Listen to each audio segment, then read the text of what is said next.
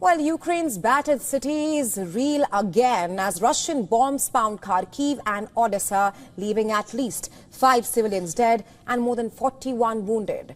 As missiles and drones rain down on Ukraine, a chilling new reality is drawing.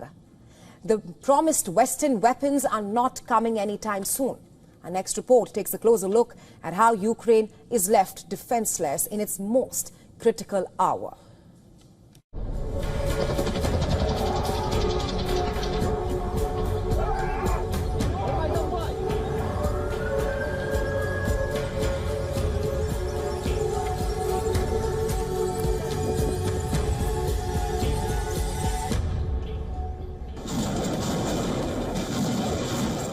The skies over Ukraine remain a theatre of relentless horror.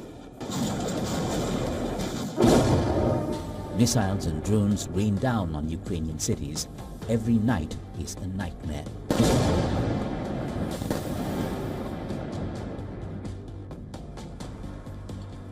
This raging inferno is from the Ukrainian port city of Odesa. A drone struck directly on Primorsky Boulevard, which is listed as a UNESCO World Heritage Site. Massive attack on Odesa with strike drones. Fire has erupted at various locations. The biggest was at a 9-story building where flats were on fire on the 5th and 6th floors. In one of the entrances, flats from the 1st to the 8th floors are ruined.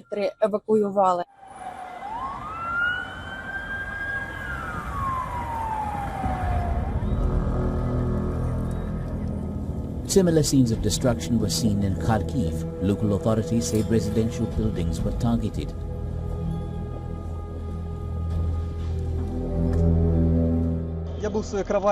I was in bed. I was sleeping just like I would have on a normal day. I heard 2 loud bangs, glass shattering, people screaming, the whole drama. I got up, looked around, saw all the devastation, smoke, people screaming, running, getting their belongings.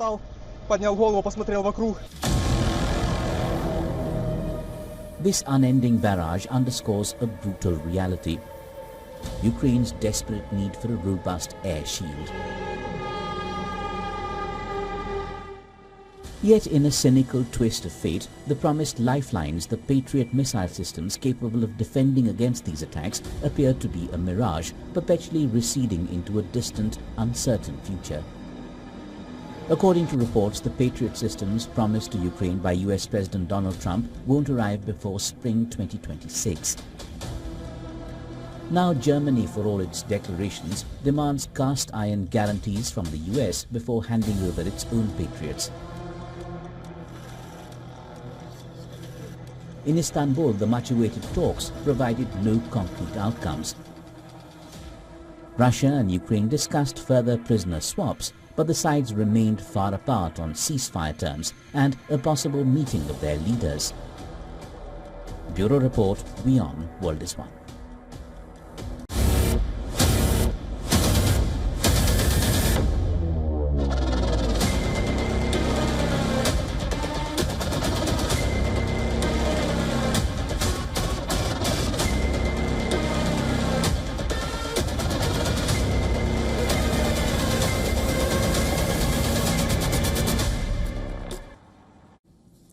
Our next story is from Pakistan and the rising menace of encounter killings across the country. Many of them are now being dubbed as fake, a claim which brings the operations of the country's police force under direct scrutiny. On Wednesday, the Lahore High Court pulled up the newly established Crime Control Department (CCD) for allegedly conducting a series of fake encounters. Further, the court sought an explanation from Punjab Inspector General of Police, Dr. Usman Anwar, expressing concern on the pattern of gun killings by the CCD, which is the Crime Control Department, as well as that of custodial deaths. Here's broadly what the court has said, and I'm quoting here: around 50 petitions are received daily regarding fake encounter incidents, especially those involving the CCD. Counsels of victims of these encounters have claimed that all police encounters have followed the same script, more or less.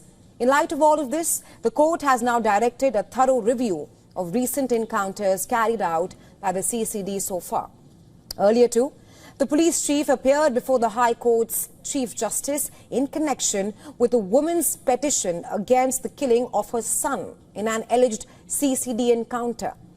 A report submitted by the Inspector General of the Police regarding the suspect's death further fueled the court's skepticism regarding cases where police reports often state that suspects were killed by their own accomplices. However, Pakistan is notorious for cases of fake encounters reported frequently. Back in May, an FIR has been filed by the Federal Investigation Agency against 11 police officers. What for? For their alleged involvement in a fake encounter and subsequent murder of a man called Mohammed Asif. 3 years after this incident, the wife of the deceased claimed that Asif was abducted while buying vegetables and detained without any legal proceedings. Then, in April, family members and relatives of a 26-year-old man charged with robbery attempts accused the police of having killed him in a fake encounter. In September last year, then, Pakistan's government reportedly accused the police of orchestrating the killing of a doctor who was in custody over blasphemy charges and framing it like a fake shootout between the police and the armed men. And the list goes on about fake encounters in Pakistan. According to the Punjab police, over 1,000 encounters were reported in 2024 alone, marking the highest annual tally in recent history. As per official data, it marked a major jump from 2023, which recorded 842 encounters.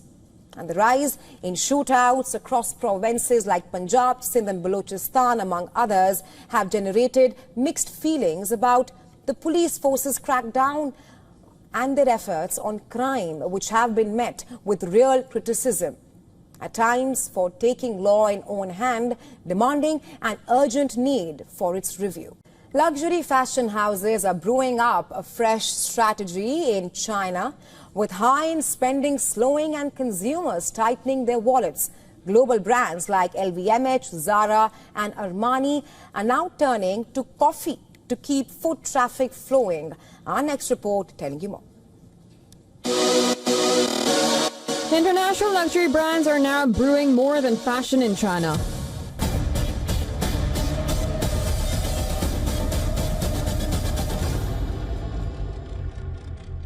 Facing a slowdown in luxury spending, global names like LVMH, Zara and Armani are entering the coffee business. In Shanghai, LVMH opened a cafe within its new 3-story flagship store, The Louis, while Zara launched its first Asian coffee shop, The Cafe. Giorgio Armani followed suit in Beijing, converting a third of its store into a 350 square meter cafe. Now, these aren't isolated moves. They represent a strategic pivot to enhance in-store experience and drive customer engagement beyond luxury retail. The shift comes amid a broader economic challenge in China. Luxury sales have declined as consumers grow more value-conscious. LVMH reported an 11% year-on-year fall in quarterly sales across Asia-Pacific, including Japan, a region that includes China and accounts for 30% of the group's total revenue. Burberry saw a 1% drop in sales, also pulled down by weak China demand. Richmond posted a 7% decline in mainland China, Hong Kong, and Macau in July. Analysts point to slower economic growth, weak consumer confidence, and a lingering property crisis impacting household wealth. For brands, these cafes aren't just revenue drivers. They're marketing tools. With high margin beverages and relatively low operating costs, coffee shops offer a cost-effective way to stay visible and culturally relevant. A handbag may be a once-a-year buy, but a luxury branded latte or dessert can bring consumers back weekly. For an evolving Chinese market, fashion is no longer just about products. It's about lifestyle, frequency, and emotional connection. Business Bureau Report, WION World is One.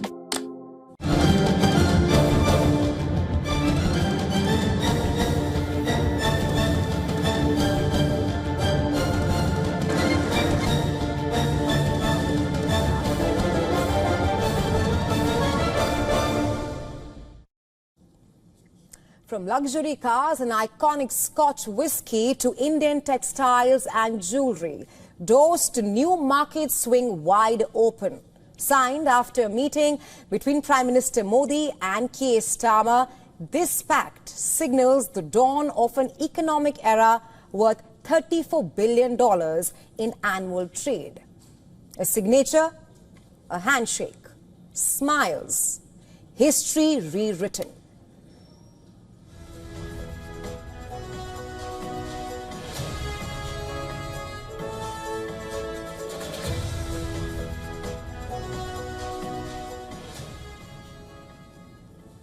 The India-UK Free Trade Agreement is anything but performative. It's a big commitment poised to resonate through industry, high streets and homes across the two nations. For Britain, this is the largest new trade agreement brokered since its EU exit in 2020, a lifeline to global relevance and a leap into India's vibrant bazaar. हमारे किसान, हमारे MSMEs, हमारे युवा, मैं समझता हूं उनके लिए अनेक नए अवसर पैदा हुए। इतना ही नहीं, 21वीं सदी ये टेक्नोलॉजी ड्रिवन सदी है।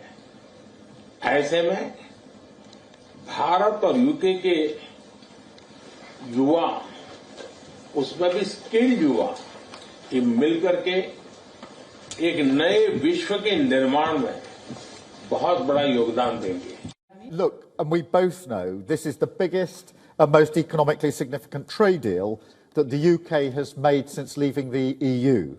And I think I can say that it's one of the most comprehensive deals that India has ever done. So thank you, Prime Minister. The numbers themselves are staggering.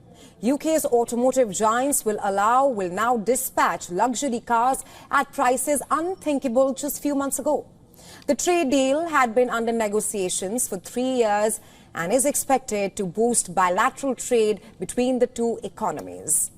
Scotch whiskey, the legendary spirit, is set for a steep drop in import duties, a slash from the current 150% to as low as 75% immediately, declining even further in phased steps. Suddenly, bottles once reserved for special occasions might grace many more Indian tables, opening it to a booming middle class. Experts say that the retail price of a standard imported bottle could fall by up to 25%. Making the finest Highland malts more accessible to millions. Yet, for those already eyeing a glass of affordable Scotch, a sober warning hovers. While the FTA hacks away at central import duties, the real price you pay is shaped by India's patchwork of state excise regimes. States fiercely protective of their liquor revenues may counteract savings by hiking excise duties or tweaking the base prices, blunting the impact for consumers and ensuring that their coffers stay full. The drama may be in Westminster and Delhi right now, but the real play unfolds in state capitals where bottle prices can still be engineered far beyond trade policy's reach. Gaza lies in ruins beneath the weight of unrelenting Israeli bombardment. And the people of Gaza gripped by darkness, displacement and man-made starvation. I say this because there's a blockade on aid into the Palestinian enclave. According to a letter signed by 109 agencies, including the Amnesty International, which says that the Israeli government is blocking humanitarian organizations from distributing life-saving aid in Gaza. The hunger crisis is worsening in Gaza with each passing day. And these are the images of Gazans carrying sacks of wheat after crowds seized wheat trucks in Khan Yunis. The struggle to get wheat and water remains to be the biggest challenge. People have to walk miles for food and water.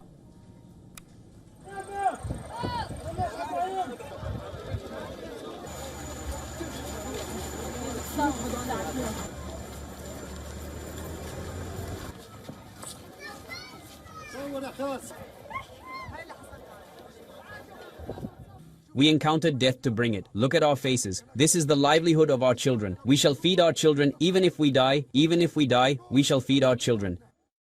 Today is day 14 without any flour. Thank God. My dear son, I'm coming to you now, bringing flour with me. I swear I bid farewell to my son before setting out, and by God's grace, he has provided for me for the sake of my children. Palestinians are scrambling for food at a soup kitchen in Gaza City. The latest starvation deaths from malnutrition since Israel's war began in October 2023 is at 113, most of them in recent weeks. The Palestinian health authorities say that at least 56 Palestinians, including 10 aid seekers, have been killed in Israeli fire in the last 24 hours. Isn't it shameful? We are starving enough and enough. I came to get breakfast for my children. I want breakfast for my children. 22 people and wounded people for me to take care of, in addition to those who are orphaned. Enough orphans, enough what happened to us. Majority of children have died out of starvation in Gaza. The World Health Organization says 21 children under the age of 5 are among those who died of malnutrition so far this year.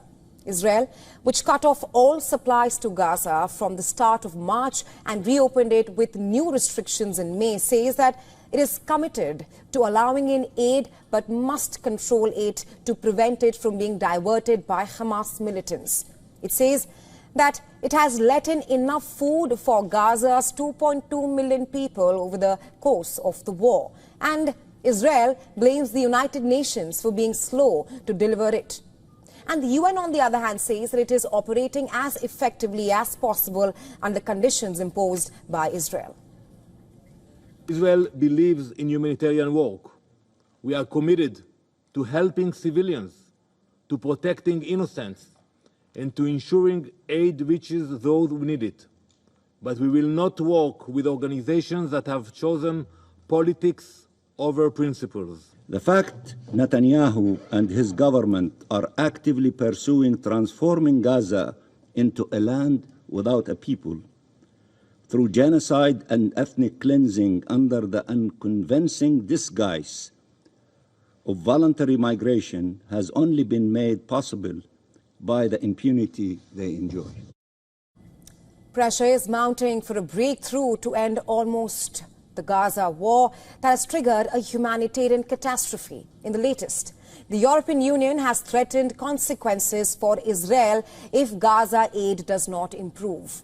Hamas says it has responded to an Israeli proposal for a 60-day ceasefire in Gaza. This as mediators have been shuttling between Israeli and Hamas negotiators in Qatar for more than 2 weeks now. But the indirect talks have so far failed to yield any kind of result or elusive truce.